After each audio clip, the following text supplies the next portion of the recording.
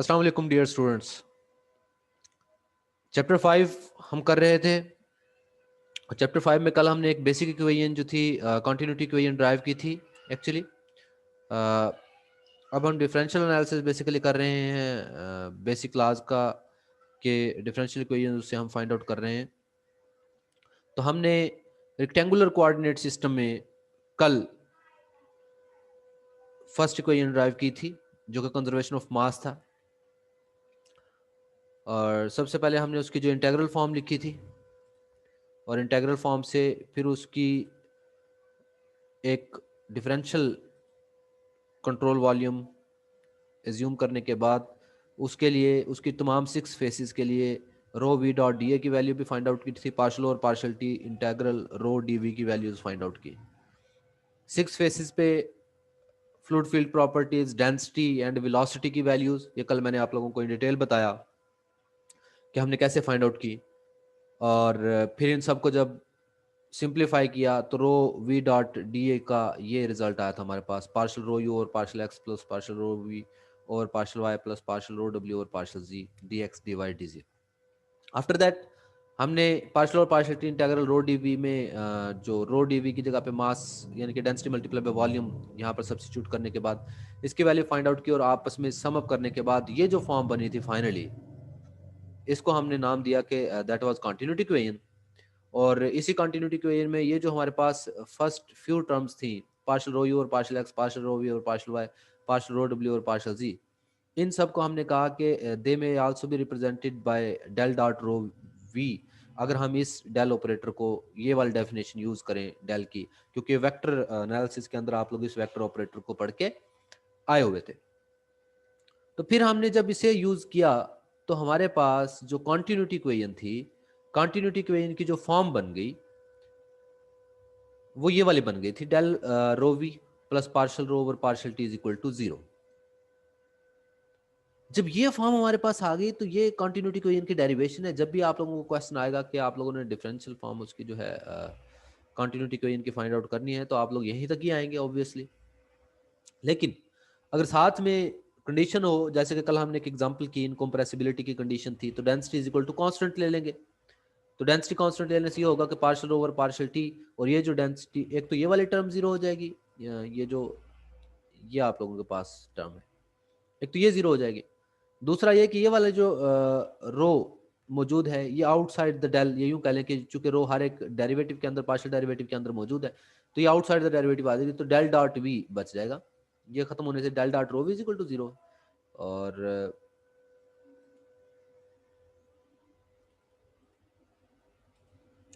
ये देखें ये फॉर्म हमारे पास आ जाएगी कि पार्शियल यू और del dot v is equal to 0 बच जाएगा। रो बाहर आने के बाद जब दूसरी साइड पे डिवाइड करेंगे डेंसिटी पे, रो पे, तो हमारे पास partial u over partial x plus partial v over partial y plus partial डब्ल्यू ओवर पार्शियल जी, जिसको हम डेल डॉट वी भी कह सकते हैं कि del dot v is equal to 0। ये हमारे पास फॉर्म बन जाएगी in case of incompressible fluids. तो ये इनकम्प्रेसिबल के लिए अगर आपको कहा जाए तो फिर आप लोगों ने 5.1 सी तक आना है, अदरवाइज 5.1 बी तक आप लोग चले जाएंगे, डेल फॉर्म में लिख देंगे, या 5.1 ए तक ले जाएंगे तो वो भी सफिशिएंट है। फिर फर्दर जब हम मूव करेंगे तो एक और केस था स्टेडी फ्लो के लिए, अगर हम लिखना चाहें, ये एक्चुअली सारी वही बातें हो रही है अगर हम रेक्टेंगुलर कोऑर्डिनेट सिस्टम की बात कर रहे हैं। तो अगर स्टडी की बात करेंगे तो स्टडी में ऑब्वियसली टाइम इंडिपेंडेंट होता है। टाइम इंडिपेंडेंट है विद रिस्पेक्ट टू टाइम वाली जो टर्म थी जो आप लोगों ने ये इक्वेशन ड्राइव की थी 5.1 ए, इसमें पार्शियल ओवर पार्शियल टी वाली टर्म क्या हो जाएगी, 0 हो जाएगी, और फर्स्ट 3 टर्म्स जो है वो बच जाएंगी। ये स्टडी का केस है। तो स्टडी अगर केस हो तो del dot rho is equal to 0 हम लेते हैं। ओके, फर्स्ट एग्जांपल इसको हमने सॉल्व किया था कि अगर आप लोगों को एक्स कंपोनेंट दिया हो तो corresponding y component find out कर सकते हैं और कितने वाई कंपोनेंट पॉसिबल हैं। इससे रिलेटेड एक एक्सरसाइज भी आप लोगों को दी थी। आज भी उन क्वेश्चंस को जो आप लोगों को लास्ट लेक्चर में मैंने असाइन किए थे, तो अभी तक आप लोगों ने कमेंट सेक्शन के अंदर उनको रिप्लाई नहीं किया, तो आज मैं उनको थोड़ा सा डिस्कस कर लूंगा और उसके बाद कुछ और एग्जांपल्स आप लोगों को, कुछ और क्वेश्चंस आप लोगों को साथ में असाइन कर दूंगा। वेल, हम मूव करते हैं अपने नेक्स्ट प्रॉब्लम की तरफ जो आज हमने करना है, that is example 5.2, that is unsteady differential continuity equation. क्या है ये equation? A gas filled in pneumatic stirred in automobile suspension system behaves like a piston cylinder apparatus at once. ये आप लोगों को अगर नजर आ रहा हो, सिलेंड्रिकल ऑटोमोबाइल सस्पेंशन सिस्टम के अंदर एक सिलेंडर लेट सपोज मौजूद है और उसके अंदर गैस जो है वो फील्ड है, और जिस वक्त हमारे पास उसकी ये जो डेप्थ है या सब जो यूं कह लें कि आप लोग एक्चुअली ना, अगर ये एक्स डायरेक्शन में मूव कर रहा होता तो फ्लो बेड भी कहते हैं, यूं कह लें इसकी बॉटम से इस साइड तक जहां पे पिस्टन इस टाइम मौजूद है, ये मूवेबल पिस्टन है। ये जो आप लोगों को नजर आ रहा है, मैं इसको यहाँ पे बता सकूं,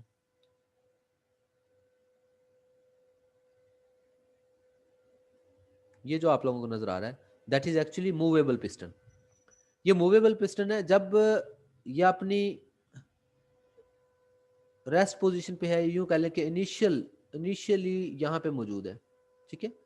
तो यहाँ तक इसकी अपने बॉटम से या पैंदे से यहाँ तक जो लेंथ है दैट इज L = 0.15 मीटर। अच्छा, अगर ये मीटर है, this metre away from the close end of the cylinder at one instant, मतलब ये हम बात करें जब जिस टाइम स्टार्ट किया है, the gas density is uniform, और गैस डेंसिटी है जो हमारे पास rho is equal to 18 kg पर क्यूबिक मीटर है, and the piston begins to move away from the close end. अब away from the close end है, तो ये क्लोज एंड था, उसके बाद सिलेंडर का ये ओपन एंड है, तो इससे परे जो है वो क्या कर रहा है, मूव कर रहा है, और वेलोसिटी किस वेलोसिटी से मूव कर रहा है, 12 मीटर पर सेकंड से।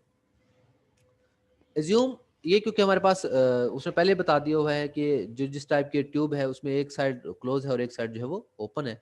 Assume a simple model that the gas velocity is one dimensional and proportional to the, assume a simple model.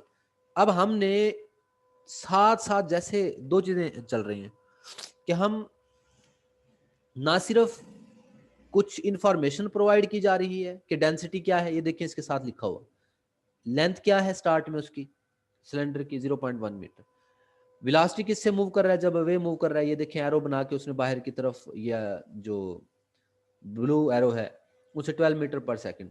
साथ ही साथ कुछ अजम्पशंस दे रहा है जो कि हमारे इस मॉडल को, जो हमारी इस कॉम्प्लिकेटेड इक्वेशन को, जो हमारी गवर्निंग इक्वेशन को थोड़ा सा क्या कर देगा, सिंप्लीफाइड फॉर्म में ले आएगा। तो सिंप्लीफाई करने के लिए उसने क्या कहा, that the gas velocity is one dimensional, के वेलोसिटी जो है वन डायमेंशनल। अब जाहिर है आप लोगों ने सिर्फ एक्स डायमेंशन मिली हुई है तो एक ही है, वाई और जी के लिहाज से ये डिपेंड नहीं कर रही, okay.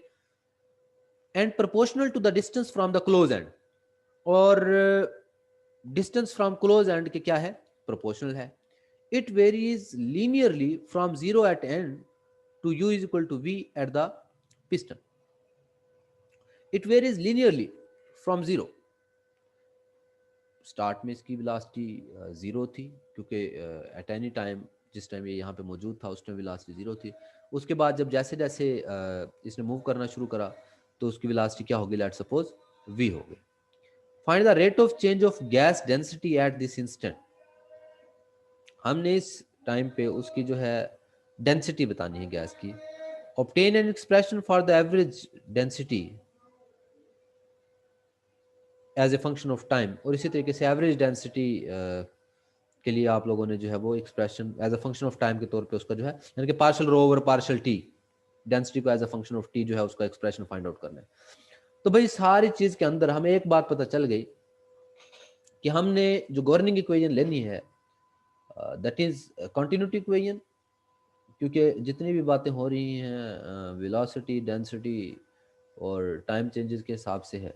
Rate of change of density आप लोगों ने फाइंड आउट करना है, पार्शियल ओवर पार्शियल टी, और डेंसिटी की वैल्यू फाइंड आउट करनी है, इनके एवरेज डेंसिटी की और rate of change of density की, पार्शियल ओवर पार्शियल टी की और रो की। तो गवर्निंग इक्वेशन है जी del dot rho v plus partial over partial T, यानी कि जो हमारी कॉन्टिन्यूटी इक्वेशन जो हमने ड्राइव की थी कल, that is our governing equation. ठीक हो गया। अगर गवर्निंग इक्वेशन ये है तो फिर इन रेक्टेंगुलर कोऑर्डिनेट्स जो गवर्निंग इक्वेशन थी हम उसको उसकी कंपोनेंट फॉर्म में लिख देते हैं कि उसकी कंपोनेंट फॉर्म में जो गवर्निंग इक्वेशन बनेगी वो क्या बनेगी, partial rho u over partial x plus partial rho v over partial y plus partial rho डब्ल्यू over partial z plus partial rho over partial t. ये हमारे पास गवर्निंग इक्वेशन आ गई। अब स्टेटमेंट में ही एक बात बताई थी, assume a simple model that the gas velocity is one dimensional. हमने एज्यूम मतलब उसके स्टेटमेंट में ही दे दिया, क्या एज्यूम ये करना है कि वेलोसिटी जो है वो वन डायमेंशनल है। अच्छा, वेलोसिटी अगर वन डायमेंशनल है तो फिर कंफर्म बात है कि हम क्या लेंगे, u is a function of x ले लेंगे। तो y और z के हिसाब से उसके डेरिवेटिव्स हम जीरो ले लेते हैं, तो वो हमने जीरो ले लिए। तो ये क्या बना, पार्शियल रो यू और पार्शियल x। अब ये जो y वाली टर्म थी, ये मैं इसको इंडिकेट कर देता हूँ कि ये दोनों जो टर्म थी, जो विद रिस्पेक्ट टू y और विद रिस्पेक्ट टू z जिसमें डेरिवेटिव मौजूद था, इन दोनों को हमने क्या कर दिया, इग्नोर कर दिया। इन दोनों को हमने इग्नोर कर दिया, इनको खत्म कर देंगे तो क्या बचेगा, partial rho u over partial x plus partial rho over partial t is equal to zero.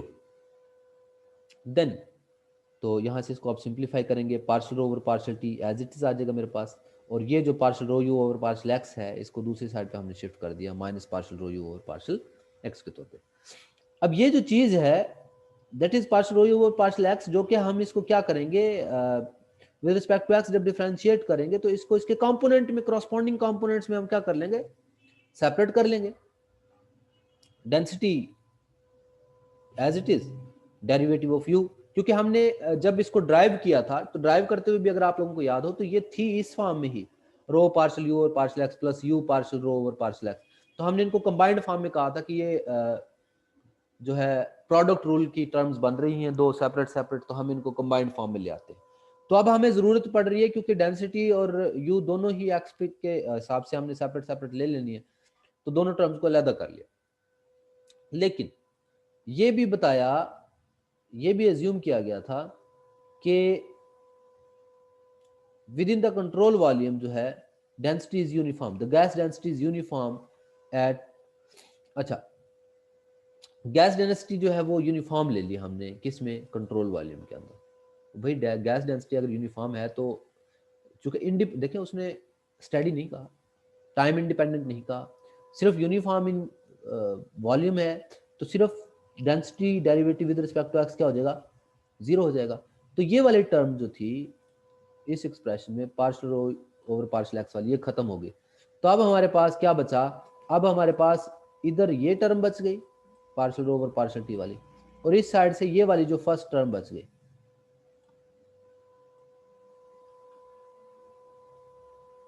अच्छा, फिर ये मिडिल टर्म कहां से आ गई, भाई जब डेरिवेटिव डेंसिटी हमारे पास एक्स और वाई पे तो वैसे ही नहीं डिपेंड कर रहा कि एक्स और वाई के अंदर तो चेंजेस हैं ही नहीं, और यूनिफॉर्म है थ्रू आउट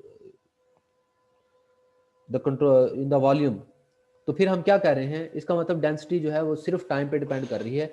तो partial derivative of density with respect to time may be written as complete derivative with respect to time. तो ये partial rho over partial t को d rho over d t से क्या कर दिया है, रिप्लेस कर दिया है, इसके अलावा कोई काम नहीं किया। ये इस लाइन को पहले एक दफा जल्दी से रीड कर लें, since rho is assumed uniform in the flow, इस वजह से इसको ऐसे किया। ओके, जब ये बात क्लियर हो गई तो फिर हम क्या करेंगे, फिर हम ये देखते हैं कि ये डिफरेंशियल इक्वेशन बन गई है। कितना पार्ट डिफरेंशियल इक्वेशन बन गया है, अब मैं इसको दोबारा से इंडिकेट कर दूं कि ये वाली चीज जो है ये मेरे पास एक डिफरेंशियल इक्वेशन बन गई। अच्छा, इसके अंदर पार्शियल यू और पार्शियल एक्स है। अब मुझे इसको सिंप्लीफाई करना है या सॉल्व करना है, सॉल्व करने के लिए मेरे पास वेलोसिटी होनी चाहिए। अब वेलोसिटी यहाँ पे तो इनिशियली तो स्पीड v है, लेकिन इसने इसकी स्टेटमेंट के अंदर वेलोसिटी जिस वेलोसिटी से मूव कर रही है वो वेलोसिटी नहीं दी, लेकिन यहाँ पे वो वेलोसिटी दे दी है कि u is equal to v x over l. तो मैं इस वैल्यू को यूज करूंगा, या आप लोगों को या तो साथ में बताई जाएगी कि u की वैल्यू ये है, या फिर आप लोगों को डायग्राम साथ में दे दी जाएगी। तो u is equal to v x over l है, जब इसका derivative with respect to x लूंगा तो ऑब्वियसली v ओवर एल आ जाएगा। तो इस partial u over partial x की जगह पे इसके अंदर v ओवर एल से मैंने सब्स्टिट्यूट कर दिया। अब मेरे पास वही डिफरेंशियल इक्वेशन जिसको अभी मैंने हाईलाइट किया था, वही डिफरेंशियल इक्वेशन क्या हो गई है, उसकी नई फॉर्म बन गई है partial over partial t is equal to minus rho v over l. अब ये सेपरेबल वेरिएबल है, इसमें आप लोग टाइम टी टर्म्स को एक साइड पे कर लें, डेंसिटी टर्म को एक साइड पे कर लें। उससे पहले इस लेंथ को भी उसने क्या किया है, l is equal to l not plus v t. याद रखें एल नॉट वो स्पीड वो लेंथ थी जो कि इनिशियली थी, यानी कि 0.15 मीटर, और जब किसी स्पीड के साथ ये पिस्टन बाहर की तरफ मूव कर रहा है, ये इस साइड पे जब मूव करेगा किसी स्पेसिफिक स्पीड से, तो ऑब्वियसली कुछ डिस्टेंस कवर करेगा, तो लेंथ मजीद बढ़ जाएगी। अब लेंथ कितनी बढ़ेगी, लेंथ उतनी ही होगी जितना डिस्टेंस कवर करेगा, और वो डिस्टेंस कितना होता है, s is equal to v multiply by t. उस फॉर्मूले के मुताबिक ये जो है वी टी एक्स्ट्रा इसके अंदर टर्म ऐड होगी। अब ये न्यू लेंथ है आफ्टर सम टाइम टी, जब वो उसकी वेलोसिटी उसने अचीव कर ली है कुछ। Separate variables and integrate, L की जगह पे यहाँ पर L not plus v T, बल्कि पहले उसने इसी को ही किया है कि डी रो के नीचे रो को ले गया है और बाकी डी टी को दूसरी साइड पे ले आया है, और एल की जगह पे L not plus v T. Density जो है रो नॉट से रो में चेंज हुई है, और टाइम जो है वो 0 टू टाइम टी, किसी भी टाइम टी तक हमने चूंकि बात की है। तो जब इसको इंटीग्रेट करेंगे तो ऑब्वियसली एल एन ऑफ रो आएगा। इसको मैं आप लोगों को बता देता हूँ कि ये टर्म्स कैसे जो है वो जनरेट होंगे।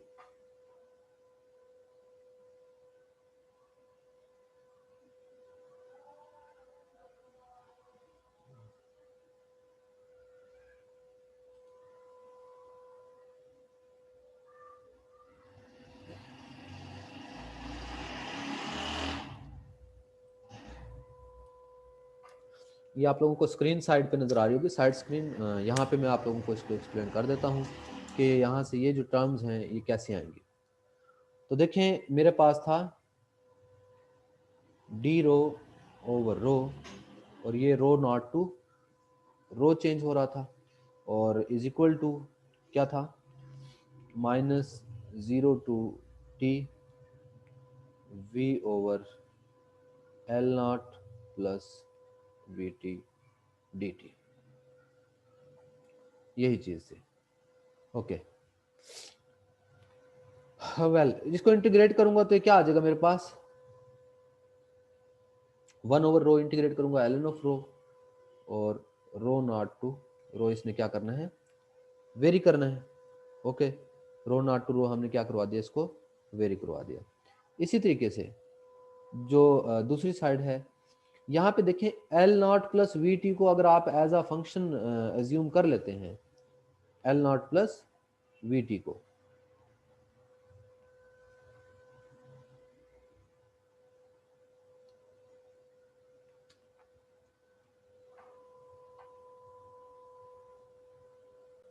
ओके ये बॉल पेन कुछ इशू कर रही थी। वेल, इसको जब इंटीग्रेट करेंगे तो l not plus v t को एज अ फंक्शन एज्यूम कर लें, तो वी डी टी उसका डेरिवेटिव है, तो इट मीन्स कि इसका आंसर जो आएगा that will be l n of l not plus v t, और इंटीग्रेट इसको करें, जो लिमिट पुट होंगी वो 0 टू 2, तो ये क्या आ जाएगा मेरे पास, ये जो आप लोगों को आंसर रिटर्न करेंगी, ये रिटर्न कर रही होंगी l n of rho minus l n of rho not is equal to minus l n of, जब टी की जगह पे टी ही पुट होना है तो obviously l not plus v t आ जाएगा as it is, minus l n of, जब 0 पुट होगा तो सिर्फ l n of l nought, फिर लॉगरिथम जब माइनस हो रहा है तो वो डिवाइड हो जाएगा, l n of rho over rho not is equal to ये minus l n of l not plus v t, minus minus plus हो जाएगा l n of l nought. तो ये मेरे पास आ गया एल एन ऑफ, जो पॉजिटिव था उसको आप लोग ऊपर ले लें लॉगरिथम वैल्यू को, और जो नेगेटिव है उसको नीचे शिफ्ट कर लें। फिर उसके बाद एक और स्टेप यहाँ पे इसने किया हुआ है कि l n of rho over rho not is equal to l n of l naught, ये एज इट इज है, नीचे वालों में से एल नॉट क्या ले लें, हम कॉमन ले लें, तो 1 plus v t over l nought, तो ये एक दूसरे से कैंसिल आउट हो गए। उसके बाद बोथ साइड पे एक्सपोनेंशियल फंक्शन ले लें या लॉगरिथमिक फंक्शन एक दूसरे को जब कैंसिल आउट कर देंगे तो rho over no nought is equal to l n of 1/1 plus v t over l nought, यूँ कह लें इसको, या इसने जो इसको लिखा है rho of t is equal to इस रो नॉट को दूसरी साइड पे मल्टीप्लाई करके rho nought l n of 1/1 plus v t over l nought. Okay जी, ये चीज़ आ गई। हाँ, तो ये मेरे पास इसका फाइनल वैल्यू आ गई है, ये यहाँ से आप लोग इसको देख सकते हैं। ये जो वैल्यू आई है ये मैंने ड्राइव किया अभी। तो ये डेंसिटी मैंने फाइंड आउट कर ली। उसके बाद एवरेज डेंसिटी थी time t is equal to 0 पे हमारे पास partial rho over partial t क्या आ गया, minus rho v over l naught. अब मेरे पास इनिशियल डेंसिटी भी है, वेलोसिटी भी है, लेंथ भी है, वो वैल्यूज पुट करें, partial rho over partial t की वैल्यू आ जाएगी। क्योंकि ये देखें जब आपने सिंप्लीफाई किया था इसको तो ये टर्म आप लोगों के पास बन गई थी, इसी के अंदर हमने वैल्यूज सब्स्टिट्यूट कर दी हैं। तो time rate of change of या rate of change of density with respect to time हमने जो फाइंड आउट करना था वो वाली वैल्यू हमारी जो है वो इजीली फाइंड हो गई है। ओके जी, तो ये वैल्यू भी हमने इसी तरीके से क्या कर ली है, फाइंड आउट कर ली। वेल ये हमारे पास उसकी एग्जांपल हमने कर ली। अब इसी को कंप्लीट करने के लिए मैं एक बार चला जाता हूँ उधर जो हमने कहा था कि कुछ प्रॉब्लम्स आप लोगों को दिए थे टू चेक के आप लोगों ने उनका सोल्यूशन फाइंड आउट करना है, उनको देखना है कि इनका क्या सोल्यूशन आ रहा है। तो 5th चैप्टर इसका सोल्यूशन हम करने के लिए जा रहे हैं। तो इसकी एक्सरसाइज में से आपको दिया था which of the following set of equations represent the possible two dimensional incompressible flow case. तो u and v both were given. u क्या था 2x² plus y square minus x square y, और v था x³ minus x³ plus x into y square minus 4y। तो इस u और v को use करते हुए आपने किस में यूज करना था, इस इक्वेशन में, कॉन्टिन्यूटी इक्वेशन में। अब पहली बात उसने कहा हुआ है टू डायमेंशनल, दूसरी बात कहा हुआ है इनकम्प्रेसिबल। इनकम्प्रेसिबल में तो होती ही इक्वेशन डेल डॉट वी है। डेल डॉट वी का मतलब होता है कि आपके पास जो इक्वेशन बनेगी वो क्या बनेगी, मैं यहाँ पे राइट कर देता हूँ, partial u over partial x plus partial v over partial y plus partial w over partial z is equal to 0। अब टू डायमेंशनल है तो ये वाली टर्म भी क्या होगी, 0 होगी है।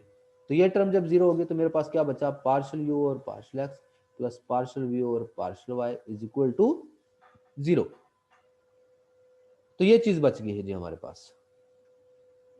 अच्छा, फिर u क्या दिया हुआ था इसमें, u हम देख लेते हैं, u is equal to 2x² plus y square minus x square y. तो आप इसका derivative with respect to x ले लें पहले तो ये मेरे पास 4x माइनस 2xy आ गया, एक टर्म आ गई ये वाली। इसी तरह v क्या गिवन है, ये देखें, v गिवन है जी हमें x³ plus x into y square minus 4y। इसका derivative with respect to y लेते हैं तो x तो एज अ कांस्टेंट है 0 हो जाएगा, ये x as a constant treat होगा, 2y माइनस 4, यानी कि ये आ गया 2xy माइनस 4x। ये दूसरा आंसर आ गया। अच्छा, अब इन दोनों को कर लेता हूँ ऐड और आंसर देखता हूँ कि क्या आता है। पार्शियल यू और पार्शियल एक्स, पार्शियल वी और पार्शियल वाई। पार्शियल यू और पार्शियल एक्स आया था 4x माइनस 2xy, और पार्शियल वी और पार्शियल वाई आया है 2xy माइनस 4x। तो ये 4x कैंसिल आउट हो गया, 2xy से कैंसिल आउट हो गया, तो ये 0 आ गया। इसका मतलब ये कॉन्टिन्यूटी इक्वेशन को क्या कर रहा है, सेटिस्फाई कर रहा है। तो ये possible two dimensional incompressible flow case को पहले वाला जो है वो रिप्रेजेंट कर रहा है। तो ये यहाँ पे देखें, उसने पार्शियल यू और पार्शियल एक्स, पार्शियल वी और पार्शियल वाई लेके देखा है।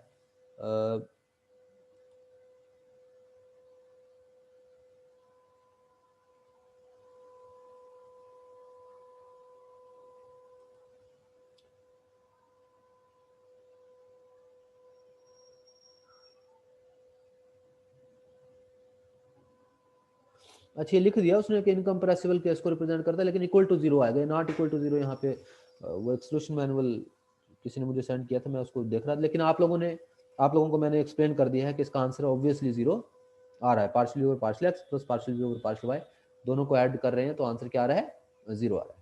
तो आप लोगों ने इस तरीके से इनको ट्राई करना था पहले वालों को।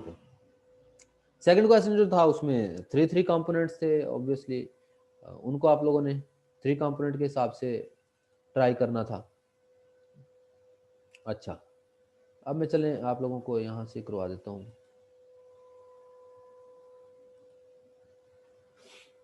यहीं पे इसको कर लेते हैं कि एक और एग्जांपल आप लोगों को सॉल्व करने के लिए दी थी मैंने,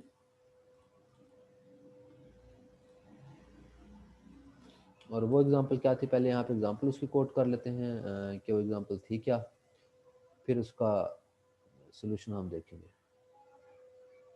एग्जांपल ये थी, मैं यहाँ पे उसको राइट कर लेता हूँ।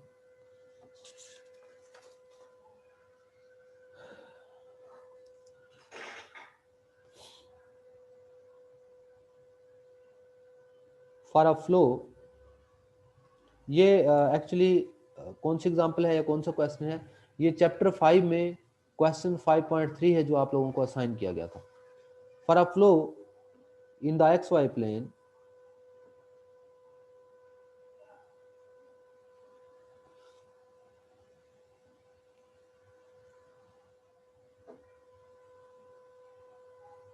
the x component of velocity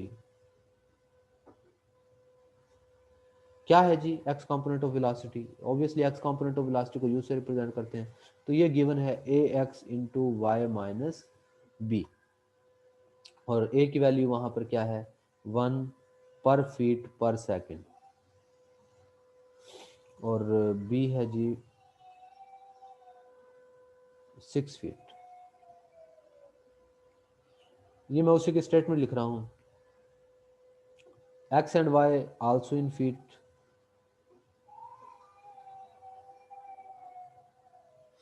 हमने क्या फाइंड आउट करना है, हमने फाइंड आउट करना है पॉसिबल y कंपोनेंट,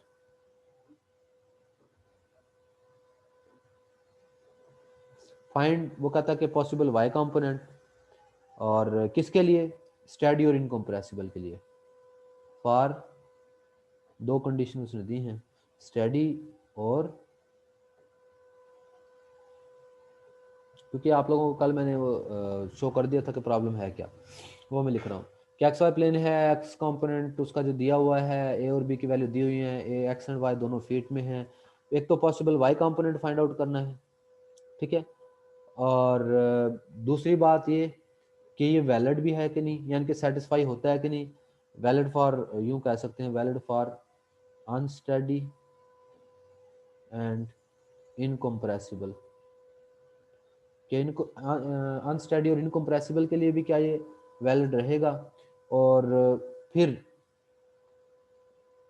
अगर रहेगा या नहीं रहेगा तो क्यों, और कितने वाई पॉसिबल उसके भी फिर जो है वो होल्ड करेंगे। तो भाई सबसे पहले इनकम्प्रेसिबल और स्टेडी की बात करें ना, इनकम्प्रेसिबल के लिए हम देख लेते हैं कि इनकम्प्रेसिबिलिटी कंडीशन अगर हम लगा लें तो क्या बन जाएगा टू डायमेंशनल के लिए। तो इसका जब मैं सोल्यूशन कर रहा हूँ for to dimensional incompressible flow, जब मैं टू डायमेंशनल इनकम्प्रेसिबल फ्लो की बात करूंगा ना, तो फिर याद रखें मेरे पास जो कॉन्टिन्यूटी इक्वेशन होगी वो क्या होगी, पार्शियल यू और partial x plus partial v और partial y is equal to zero. ये मेरे पास कॉन्टिन्यूटी इक्वेशन होगी। अब मेरे पास तो मैंने वी तो फाइंड आउट करना है, तो पार्शियल वी और पार्शियल वाई को इधर रख लें, वही प्रोसीजर जो आप लोगों ने प्रीवियस एग्जांपल में किया था, माइनस पार्शियल यू और पार्शियल एक्स, और ए क्या था, तो यू की वैल्यू हमें गिवन थी क्या बोला, a x into y minus b. तो जब इसका with respect to x derivative लेंगे तो partial v over partial y मेरे पास बच जाएगा minus a into y minus b. Okay, इसको आप इंटीग्रेट कर दें विद रिस्पेक्ट टू वाई तो क्या आ जाएगा, वी आ जाएगा। अब हमें टू डायमेंशनल की बात की गई है, ठीक है। तो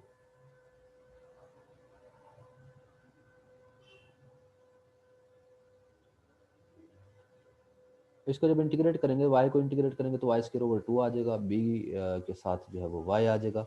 अच्छा, अब जो साथ में फंक्शन आएगा ना, इसका मतलब ये हो गया कि इसको जब हमने सॉल्व किया ना, v की वैल्यू फाइंड आउट की, तो आगे जो फंक्शन आया उसमें आप f ऑफ x भी लिख सकते हैं, f ऑफ x t भी लिख सकते हैं। मतलब ये कि यूं कह सकते हैं आप कि t इसके अंदर, इसको यूं लिख, एक्चुअली हम कहते हैं एज t इज नॉट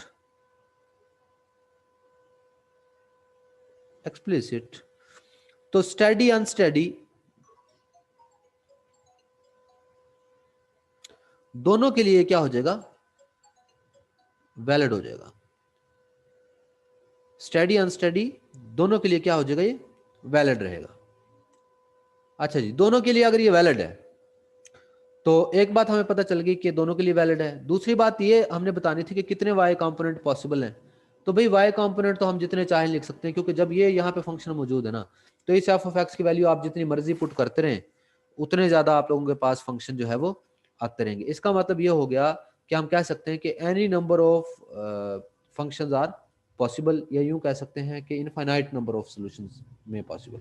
एक तो ये बात होगी कि वैलिड है फॉर स्टेडी एंड अनस्टेडी। दूसरी बात थी कि हम कहते हैं इनफाइनाइट वाई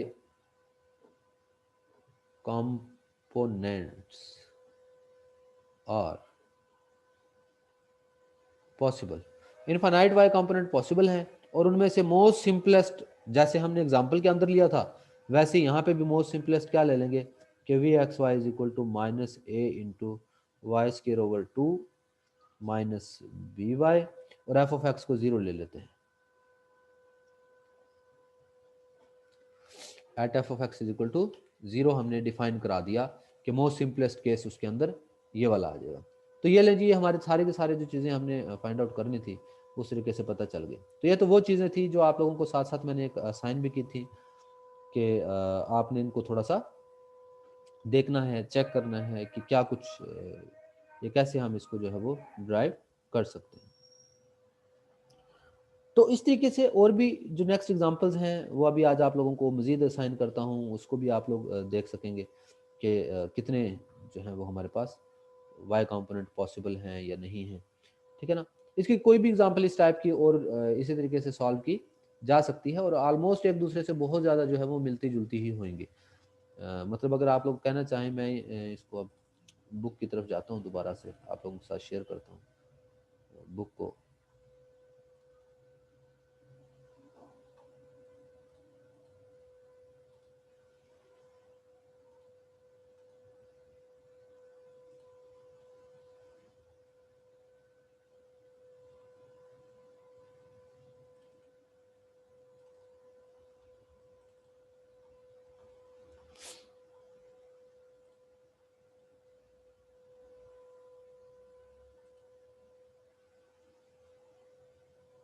यहाँ से एक और कोई भी क्वेश्चन पकड़ लेते हैं।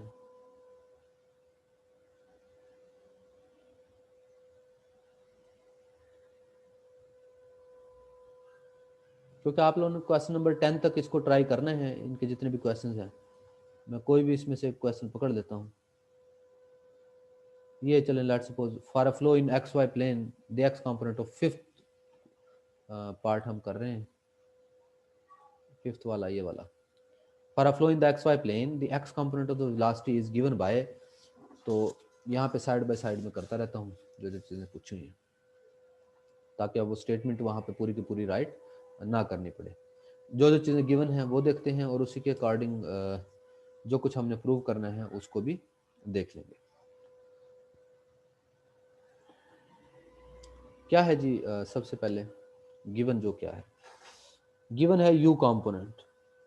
क्या गिवन है, 3x² y minus y cube. y possible निकालना है स्टेडी इनकम्प्रेसिबल फ्लो के लिए, और flow in x y plane है, तो स्टेडी इनकम्प्रेसिबल के लिए आपको पता है कि कॉन्टिन्यूटी कोएफिशिएंट क्या होती है, पार्शियल u और partial x plus partial v over partial y। Is equal to 0। अच्छा, आप जब इसको सॉल्व करते हैं तो फिर आप बताएंगे कि एज फ्लो इन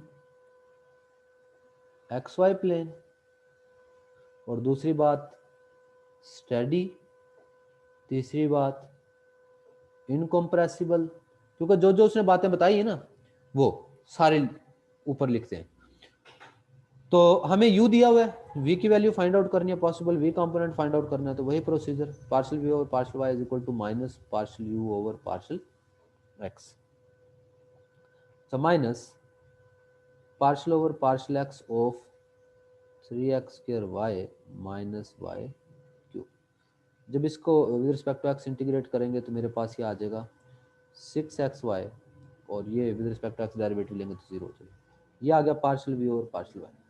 जब इसको इंटीग्रेट करना है तो वी एक्स वाई जो है 2 डायमेंशनल, वो आ जाएगा minus 6x square over 2 y, sorry with respect to y integrate कर रहा हूँ, minus 6x y square over 2 minus y 4 over 4, और प्लस अब यहाँ पे फिर दोबारा चूंकि टी इनमें मौजूद नहीं है तो फंक्शन ऑफ एक्स भी ले सकते हैं, function of x and T भी ले सकते हैं। ये स्टडी के लिए भी वैलिड रहेगा और अनस्टडी के लिए भी वैलिड रहेगा। Determine y for steady, steady है तो आपने टी लेना ही नहीं, आप एक्स भी ले सकते हैं, एक्स टी भी ले सकते हैं। इन जनरल वैसे एक्स टी दोनों ही लेने चाहिए, लेकिन इसने अब स्टडी के लिए कहा है, ये देखिए यहाँ पे नजर आ रहा है स्टडी के लिए निकालें, तो स्टडी के लिए मैंने फिर वही वाला कंपोनेंट लिया है जिसके अंदर टाइम जो है वो वाला मतलब कॉन्स्टेंट इस टाइप का लिया है जिसके अंदर टाइम इन्वॉल्व नहीं हो रहा। तो ये मेरे पास v आ गया। हाँ, अब फिर दोबारा इसके साथ क्या लिखेंगे, how many y components are possible, तो हम क्या लिखेंगे, infinite many y components are possible। ठीक है, और मोस्ट सिंपलेस्ट केस के लिए क्या ले लेते हैं, f of x is equal to 0 for simplest case. तो मेरे पास जो v x y बनेगा that will be minus 6x y square over 2 minus y 4 over 4, ये 6 इसको कैंसिल कर लें, माइनस 3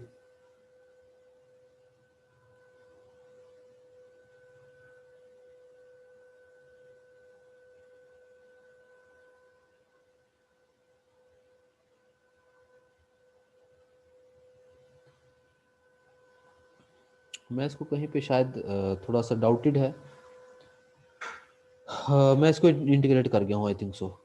इसको इंटीग्रेट, ये वाई क्यूब तो यहाँ पे था ही नहीं इसके साथ, इसको जो वाई के हिसाब से इंटीग्रेट किया वाई स्क्वायर ओवर 2, और फिर जो है ये वाली वाई 4 टर्म जो है ये तो ऊपर मौजूद थी, तो इसको मैं नहीं लेके आऊँगा ना, इसको नहीं लेके आना चाहिए मुझे, तो मैंने इसका मतलब वो जो है एक्स्ट्रा टर्म जो है वो वहाँ पे ऐड कर दी, तो इसको मैं ये वाली टर्म जो है वो काउंट नहीं करूँगा क्योंकि ये सिंगल टर्म थी, मैं यहाँ से शायद इसको देख के लिख गया हूँ। हाँ, तो ये टर्म नहीं आएगी, तो 3x वाई स्क्वायर, तो यही मेरे पास जो है वो सिंपलेस्ट केस आ जाएगा कि in case of simplest case मेरे पास जो वैल्यू आएगी minus 3x y square v x y की। तो ये प्रोसीजर है जो आप लोगों ने यूज करना है possible y component find out करने के लिए। मैं दोबारा से बुक शेयर कर लेता हूँ जी आप लोगों के साथ, और अपने दोबारा टॉपिक की तरफ आता हूँ। अभी हमने कुछ क्वेश्चंस किए जिसमें कंटिन्यूटी क्वेश्चन इन कार्टियन फॉर्म किए हैं, कार्टियन फॉर्म से रिलेटेड इस तरह के क्वेश्चंस चलेंगे आप लोगों के ऑलमोस्ट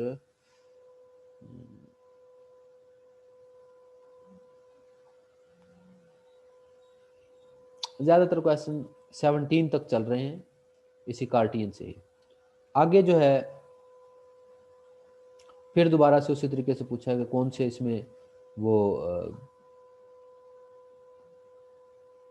इनकम्प्रेसिबल फ्लो केस को सेटिस्फाई करते हैं, वी आर और वी थीटा। तो ये रेडियल कंपोनेंट्स दिए हुए हैं बेसिकली, या जिसे आप लोग सिलेंड्रिकल कंपोनेंट्स कह सकते हैं। तो सिलेंड्रिकल कोऑर्डिनेट सिस्टम में देखते हैं कि सिलेंड्रिकल कोऑर्डिनेट सिस्टम के अंदर जाएंगे तो क्या चेंज आएगी। चलें जी, सिलेंड्रिकल कंपोनेंट में अब हम जो इसको है ड्राइव करते हैं।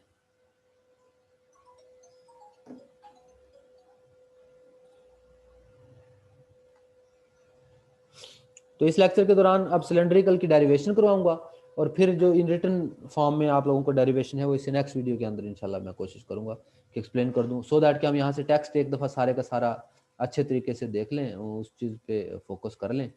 जहाँ पे ज़रूरत पड़े नेसेसरी जस्टिफिकेशन की वो मैं आप लोगों को देता रहूँगा।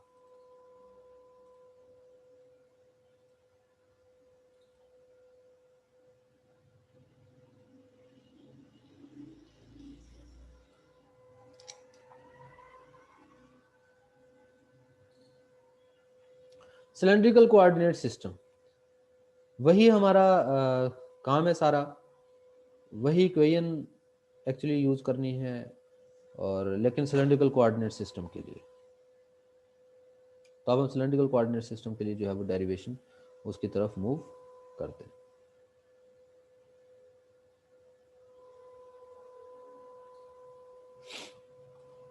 A suitable differential control volume for cylindrical coordinate is shown in figure। तो सिलेंड्रिकल कोऑर्डिनेट सिस्टम का देखिए हमारे पास जो है, ओके स्टूडेंट्स, ये आप लोग देख पा रहे होंगे कंट्रोल वॉल्यूम है ये सिलेंड्रिकल।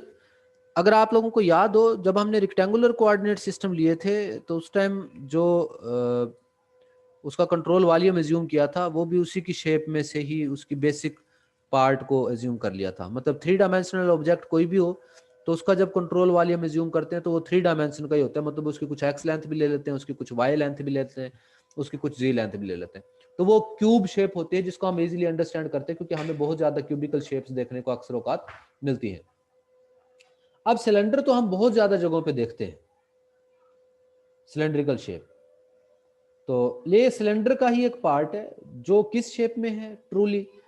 इसको एक्सप्लेन करने के लिए मैं एक आप लोगों के साथ देखता हूँ, इसको मैंने एक और मैं पिक्चर आप लोगों के साथ शेयर करना चाहूँगा।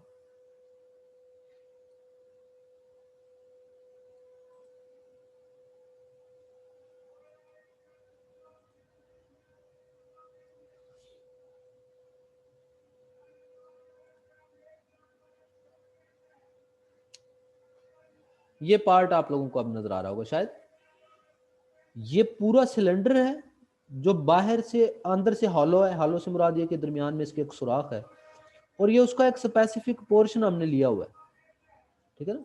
ये इसका स्पेसिफिक पोर्शन हमने लिया हुआ है, और ये पोर्शन कैसे लिया हुआ है, इसकी बाहर से भी कुछ गहराई है, ये अंदर वाली साइड है, ये बाहर वाली साइड है, और ये इसको कट लगा के ये ऊपर से और नीचे से उसको कट लगाया हुआ है, ठीक है। और ये जो डायग्राम आपको नजर आएगी ये इसका एरियल व्यू है, मतलब इसको ऊपर से जब आप लोग देखेंगे 3D ऑब्जेक्ट के तौर पे तो ये वो होगा। और इसकी बेस्ट एग्जांपल आप लोगों ने कभी देखी होगी कि मैग्नेट अक्सर जो स्पीकर्स में, लाउड स्पीकर्स में यूज होता है उसकी। एक्चुअली ये मैं काम करना चाह रहा हूँ कि कोई मुझे नज़र आ जाए ऐसी चीज़ जहाँ पे एनिमेशन एनिमेटेड फॉर्म में इसको दिखाया गया हो, वरना यहाँ से भी ये मुझे सबसे ज़्यादा सूटेबल फॉर्म लगी थी, जिससे आप लोग सिलेंडर के ज़रिए ना सिर्फ ये देख सकते हैं बल्कि इसका आगे जो प्रोसेस है कि ये पार्ट अंदर वाली साइड है, ये बाहर वाली साइड है, और ये इस तरह की जब डायग्राम नज़र आए तो ये उसका एरियल व्यू है, ठीक है ना। ये देखें यहाँ से इस तरीके से भी दिखाया हुआ है कि ये उसका एक स्पेसिफिक पोर्शन है या उसका एक स्पेसिफिक पार्ट है कैसे, और ये थोड़ा सा कम फ्लैट जो है वो यहाँ से भी ज़्यादा बेहतर तरीके से आप शायद इसको अंडरस्टैंड कर पाएँ। और ये जो डायग्राम होगी इस टाइप से डायग्राम मौजूद है कि अंदर वाली साइड कर्व है, बाहर वाली कर्व है, साइडों वाली चौकोर बनती हैं, ठीक है। और ये जो है ये हमारे पास जो है वो सर्कुलर यूँ कह लें कि एक स्पेसिफिक उसका एक पोर्शन कोई बन रहा है। तो हम अब आते हैं ये तो मैंने वो बता दिया कि ये किस टाइप का एक्चुअली है, कहाँ से आया है, किस सिलेंडर का एक पार्ट, ये इनर साइड है वो आउटर साइड है। अब जाहिर है अब मुझे जब भी रेडियल डायरेक्शन में या रेडियल कंपोनेंट्स की बात करनी है तो मुझे ये पता होना चाहिए कि रेडियल डायरेक्शन कौन सी है इसमें, जी डायरेक्शन कौन सी है और थीटा कौन सी है। अच्छा, जी तो हाइट वाली डायरेक्शन होती है ना, जिधर सिलेंडर खड़ा था, जहाँ पे सिलेंडर एक्चुअली खड़ा था, ये देखें जी वो डायरेक्शन है, ये यहाँ पे इसने वाई दिया हुआ, लेकिन जी वो डायरेक्शन जो हाइट है उसकी। अच्छा, रेडियस यूं बाहर की तरफ होता है और थीटा जो है यूं सर्कल की तरफ होता है, मतलब ये डायरेक्शन थीटा की होगी और रेडियल डायरेक्शन जो है वो बाहर अंदर की तरफ होगी। तो हम आ जाते हैं दोबारा यहीं पे, मतलब ये रेडियल डायरेक्शन है, जब जैसे जैसे आप लोग बाहर की तरफ जाएंगे अंदर की तरफ जाएंगे रेडियल डायरेक्शन, और ये जो टर्न होने वाली डायरेक्शन है दैट इज थीटा डायरेक्शन। ये बाहर अंदर जो है वो हमारे पास रेडियल, और ये उसका जो है वो एरियल व्यू है, प्रोजेक्शन भी कह सकते हैं आप लोग आर थीटा प्लेन के ऊपर, या फिर एरियल व्यू भी कह सकते हैं इसको, या ऊपर से देख रहे हैं, टॉप पे से देख रहे हैं, यूं कह लें। Suitable differential control volume of cylindrical coordinate is shown in figure. वो कहते हैं डायग्राम में सिलेंड्रिकल कोऑर्डिनेट सिस्टम का जो एक डिफरेंशियल कंट्रोल वॉल्यूम हमने दिखाया हुआ है, density at the centre is O, बिल्कुल उसी तरीके से जैसे प्रीवियस में था कि सेंटर पॉइंट पे उसकी डेंसिटी हमने ओ एज्यूम कर ली है, और कंट्रोल और यहाँ पर विलासिटी जो है, इससे पहले जो विलासिटी की थी वो हमने x i plus y j plus z k sorry u i plus v j plus डब्ल्यू के ली थी, यानी कि विलासिटी के जो कंपोनेंट लिए थे यू वी एंड डब्ल्यू लिए थे। अब जो हमने विलासिटी के कंपोनेंट्स ले लिए हैं वो v r v theta v z, यानी कि रेडियल डायरेक्शन में वी का वेलोसिटी का कंपोनेंट, थीटा डायरेक्शन में और जी डायरेक्शन में, और रेडियल डायरेक्शन में जो यूनिट वेक्टर होता है वो ई आर होता है, थीटा डायरेक्शन में जो यूनिट वेक्टर होता है वो ई थीटा होता है, और जो जी डायरेक्शन में यूनिट वेक्टर होता है दैट इज के, यानी कि आर थीटा और जी कंपोनेंट में आप लोगों ने उसको ले लिया। E r e theta e z and k are unit vector in r theta and z directions respectively, और v r v theta v z ये जो है वेलोसिटी कंपोनेंट्स हैं r theta and z direction respectively. ये वही बात आ गई जो अभी उसको एक्सप्लेन कर दिया वी के अंदर के ये कौन कौन से कंपोनेंट हैं। अब फिर to evaluate integral rho v dot da we must consider mass flux through each of 6 faces of the control surface। ये बिल्कुल वैसे ही जैसे हमने कल किया था, एक रेक्टेंगुलर शेप बन गई थी, तो वहां पे भी हमने फिर ये कहा कि उसके 6 फेसेस बन गए हैं, तो हम हर फेज से कैलकुलेट करने की कोशिश करते हैं। तो यहाँ पे भी बिल्कुल वही केस है, यहाँ पे भी 6 फेसेस बन गए, तो आप 6 के 6 फेसेस पे क्या करेंगे, rho v dot d A find out करेंगे। अच्छा, मास फ्लक्स जो है, मास फ्लक्स को आप कैसे वैल्यूएट करेंगे, rho v dot d A basically mass flux ही है, क्योंकि हमने इसको जो फर्स्ट टाइम ड्राइव किया था तो वहाँ पे हर एक को जो है वो ये बताया था कि कौन सी टर्म जो है वो मास फ्लक्स है, ठीक है, कौन सी आउट फ्लक्स को रिप्रेजेंट कर रही है। V r v theta v z all जो है वो positive in positive coordinate system, and we have again use the convention that the area normal, ये तो कन्फर्म बात है कि एरिया जो है वो वर्टिकली आउटवर्ड डायरेक्टेड होता है, और वेलोसिटीज जो है वो पॉजिटिव डायरेक्शन में v r v theta v z ली है। तो हमने जो वैल्यूज फाइंड आउट की हैं वो कहता है कि ये आ जाएगी, भैया हमने इससे पहले एक बड़ा टेबल ड्राइव किया था तो इसमें भी वो उसी टाइप से इवेल्युएट किया होगा, ये रहा। अब रो वी डॉट डी है ना, इसके जो 6 फेसेस है ना उनके नाम देखें, ये यहां से पहले मैं फिर दोबारा बार बार उस डायग्राम की तरफ इस वजह से जा रहा हूं, उसके साथ सिलेंडर बना हुआ है तो आप लोग जरा इजीली अंडरस्टैंड कर। ये इनर है, बाहर वाला आउटर है, ये हमारे पास इनिशियल ये टर्मिनल कह सकते हैं, टॉप है या बॉटम है। उसने इसको क्या नाम दिए हैं जी, अब हम नाम देख लेते हैं इसने क्या क्या दिए हैं, फ्रंट बैक और टॉप बॉटम। अच्छा ठीक हो गया, तो भाई इसका ये इनसाइड है, ये मैं बता पाऊँ, ये इनसाइड है, ये बाहर वाला आउटसाइड है, ये जो नजर आ रहा है ये फ्रंट है, इसके पीछे दूसरी साइड पे जो है ये बैक है, और ये ऊपर टॉप है, नीचे जो है वो बॉटम है। तो इन सारियों की जो लेंथ है वो क्या है, इन सारों को कैसे एवेल्युएट करेंगे वो देखते हैं, बड़े ध्यान से अब आपने इसको देखना है। जो डेंसिटी है, मैं यहाँ पे ना इसको डायग्राम इसकी थोड़ी सी ड्रा कर लेता हूँ जो इसके करीब करीब हो, ताकि फिर मैं यहाँ से इसको साथ साथ एक्सप्लेन करता रहूँ।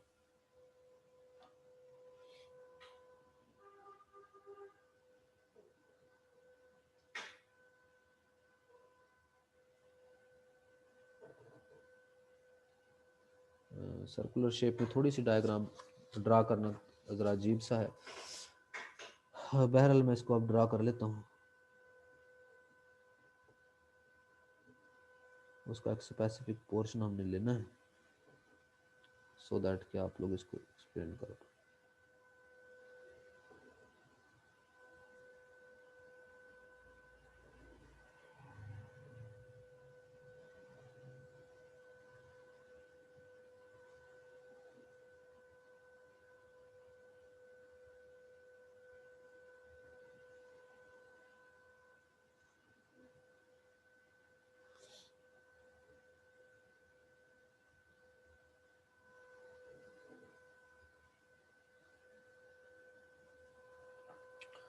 अच्छा, ये थोड़ी सी ज़्यादा कर्व शेप दे दी मैंने, फिर दोबारा से मैं अगेन इसको ड्रा कर लेता हूँ।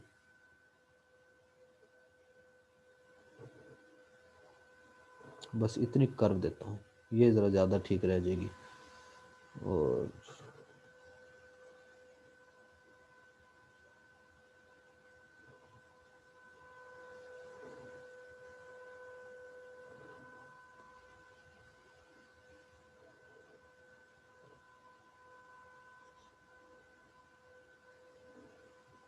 ओके, ये मेरे पास इनर फेज है, ये मेरे पास आउटर है, ये अब मेरे पास फ्रंट है, इसी तरह ये मेरे पास बैक है। अच्छा, ये टॉप है मेरे पास और ये बॉटम है। टॉप और बॉटम को मैंने ज़रा दूर दूर कर लिया। अब हम क्या करेंगे, अब जब हम बात करें ना इसके एरियाज, इसको कौन कौन से लग रहे हैं, तो एरियाज जो लगेंगे उनका पता लगेगा किस बेस पे, उनका पता चलेगा कि इसकी साइड्स की लेंथ हमने क्या एज्यूम कर रखी है। ठीक है, तो इनकी जो साइड्स हमने एज्यूम कर रखी हैं उनकी नेमिंग हम सबसे पहले देखते हैं कि उनकी नेमिंग क्या क्या है, फिर उसी के हिसाब से हम इसको तमाम की तमाम वैल्यूज को कैलकुलेट करेंगे।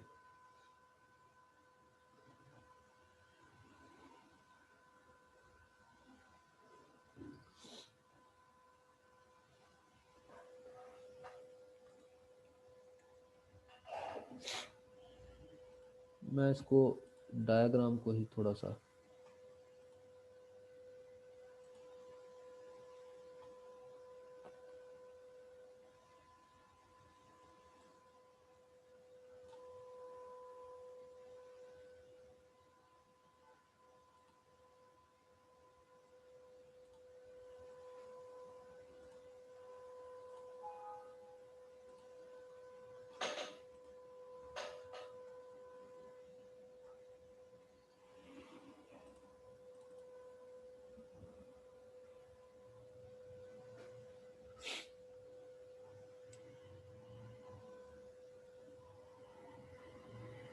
ओके, मैंने डायग्राम को यहीं पे शिफ्ट कर लिया है, उधर से कॉपी करके।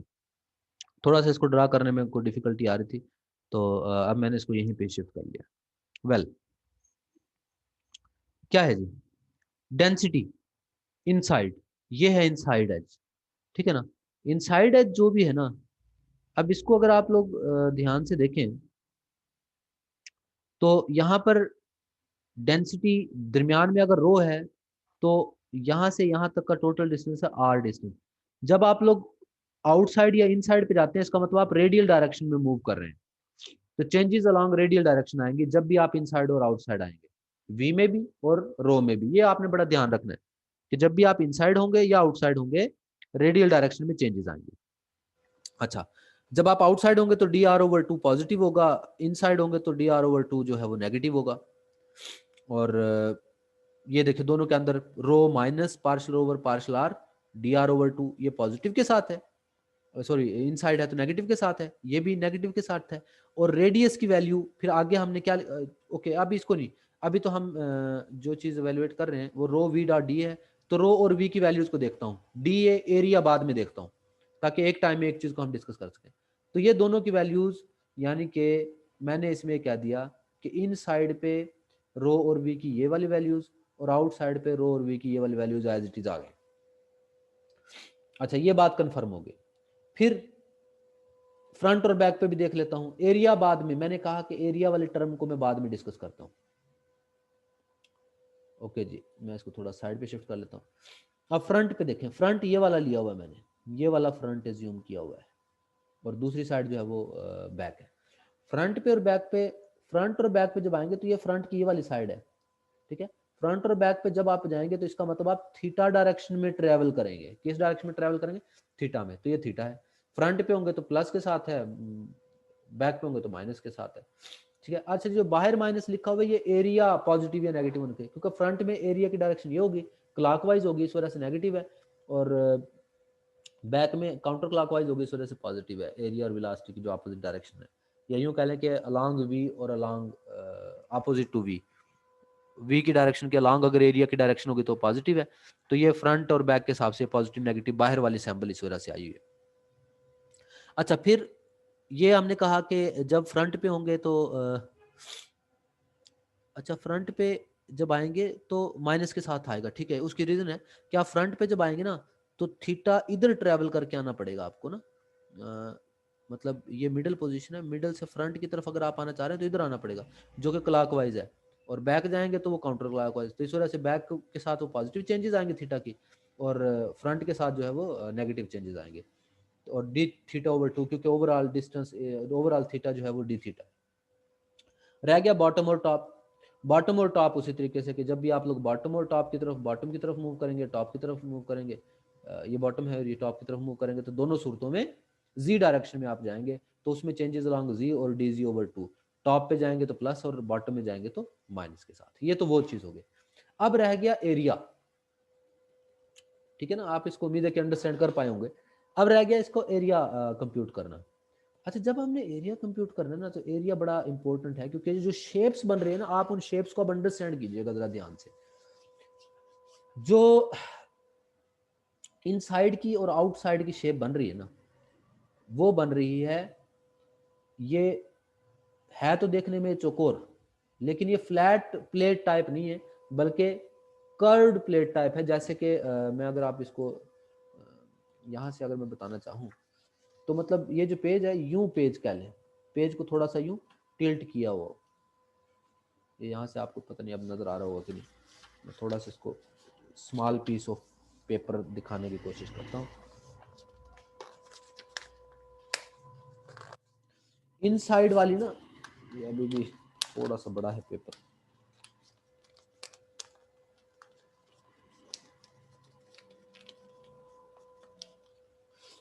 इस टाइप की ये शेप होगी, मतलब थोड़ी सी यूं कर्व्ड शेप में, ठीक है। ये पेज जैसी यूं कर्व्ड है। अच्छा, अब कर्व्ड है ना, तो इसकी हाइट तो हमें डायरेक्ट पता चल जाएगी कि हाइट तो हर जगह पे एक जैसी है ना। इस लेंथ का नहीं पता, ये है यूं curved shape.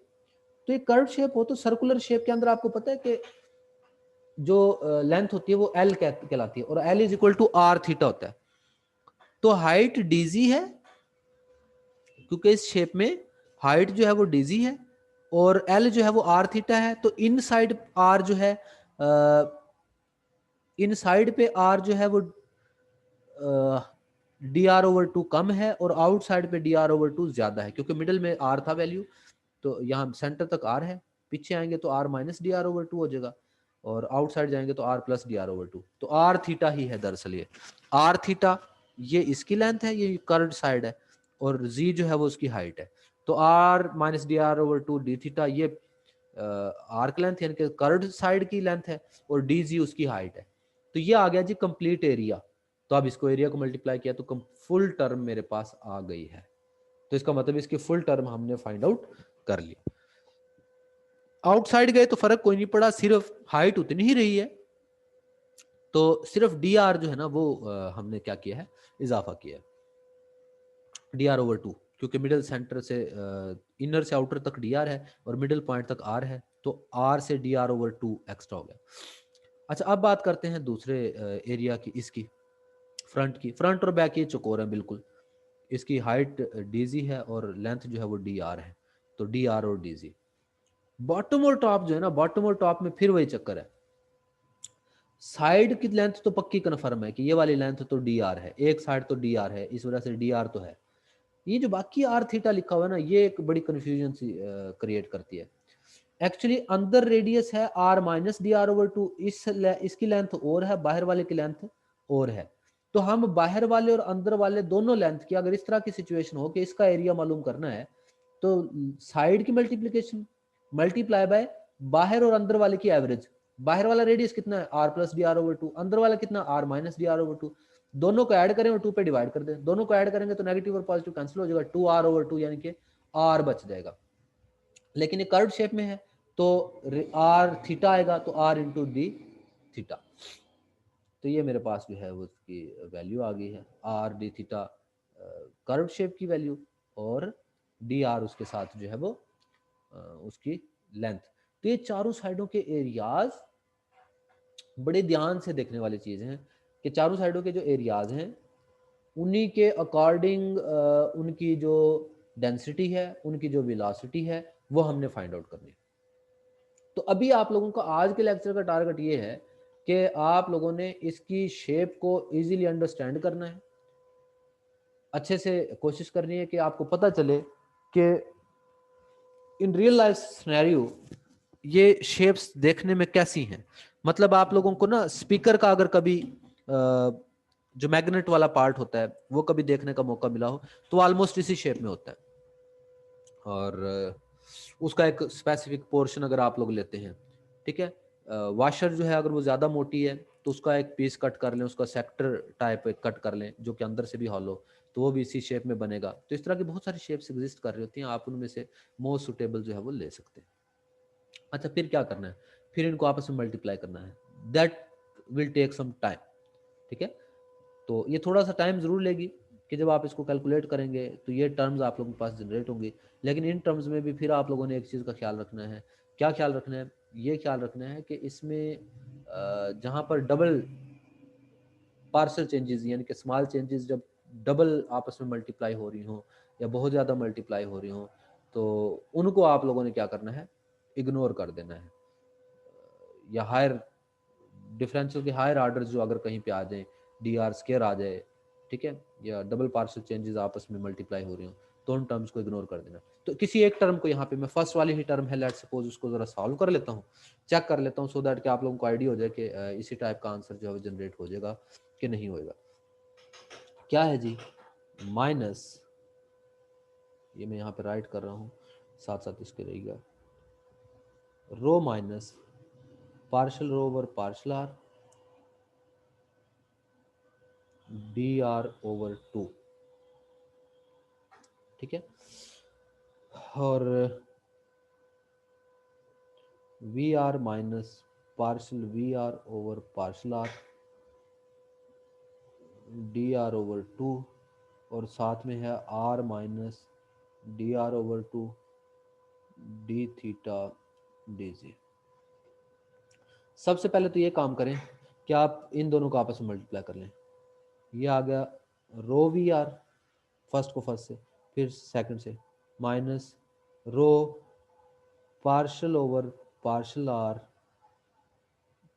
Partial v r over partial r D R over 2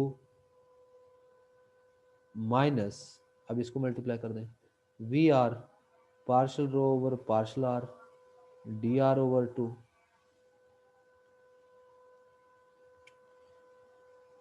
minus minus plus हो जाएगा, partial rho over partial r partial v r over partial r d d r square over 2। ये देखिए ना, अब हायर ऑर्डर आ गया, और साथ में बाकी टर्म उसी तरह r minus d are over 2 d theta D G, ये तो सबके साथ ही मल्टीप्लाई। अब ये वाला टर्म है ना, इसमें हायर ऑर्डर आ गया है, डी आर स्केयर ओवर 2 आ गया, इसको हम क्या कर देंगे, इग्नोर कर देंगे, मतलब मिनिमाइज है या निगलेक्ट कर देंगे, आप यूं कह लें।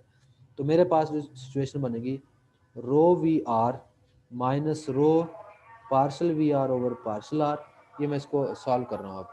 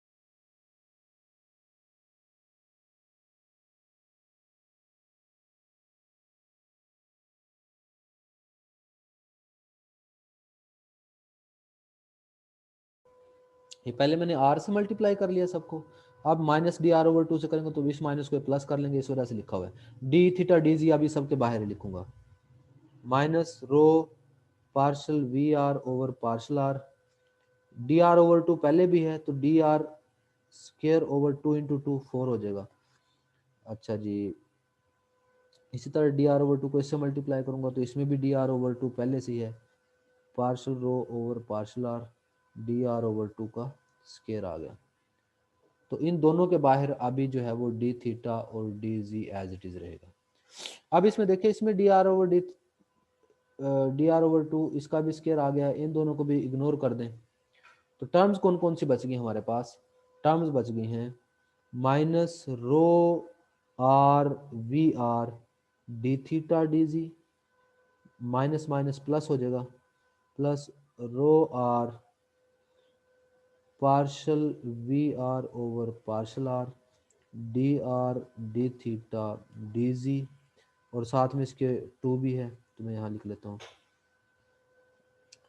Minus v r into r partial rho over partial r, अच्छा ओवर टू भी रहेगा, इसमें डी आर है तो d r D theta D z, और प्लस इसमें से सिर्फ एक ही टर्म बची, क्या? 1/2 rho we R D r D theta D z. अच्छा अब हम देखते हैं कि इसने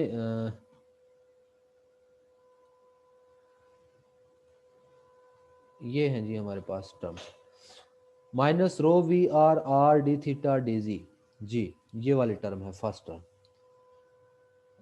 रो we R D R over two D theta D G, ये वाली है जी सेकंड टर्म बुक में जो है। अच्छा इसी तरह partial v over partial r जिसमें मौजूद है, उसके साथ आर है, रो है, डी थीटा डी जी है, ये है जी वो टर्म, ये थर्ड टर्म है बुक के मुताबिक, और ये वाली जो है ये फोर्थ टर्म है बुक के मुताबिक। तो इसका मतलब तमाम की तमाम टर्म्स जो है वो जनरेट हो गई जब आप इसको सिंप्लीफाई करेंगे, लेकिन जहां पर डी आर स्केयर या डिफरेंशियल टर्म्स का स्केयर इन्वॉल्व हो जाए तो उनको आपने इग्नोर कर देना। तो आपने 6 जो टर्म्स हैं, ये जो टोटल 6 फेसेस पे हम एवेल्युएट करने की कोशिश कर रहे थे, इन 6 के 6 पार्ट्स के ऊपर ये तमाम वैल्यूज़ की वैल्यूएशन आप लोगों ने बड़े ही अच्छे तरीके से देखनी है, और फिर इनको ऐड करने के बाद ये रिजल्ट फाइंड आउट करना है, ये आप लोगों का टारगेट है पहला। इसके बाद की डेरिवेशन फिर हम इंशाल्लाह नेक्स्ट वीडियो के अंदर करेंगे और इससे रिलेटेड एग्जांपल्स को देखेंगे।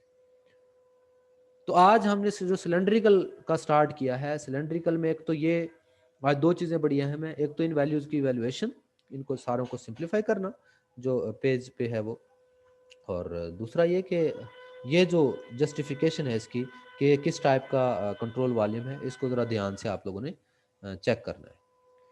तो इंशाल्लाह नेक्स्ट लेक्चर में मिलेंगे और इसको कम्प्लीटली चेक कीजिएगा, और नेक्स्ट लेक्चर में आपको कुछ क्वेश्चंस असाइन करूंगा तो वो आप लोगों ने इन टाइम करने हैं।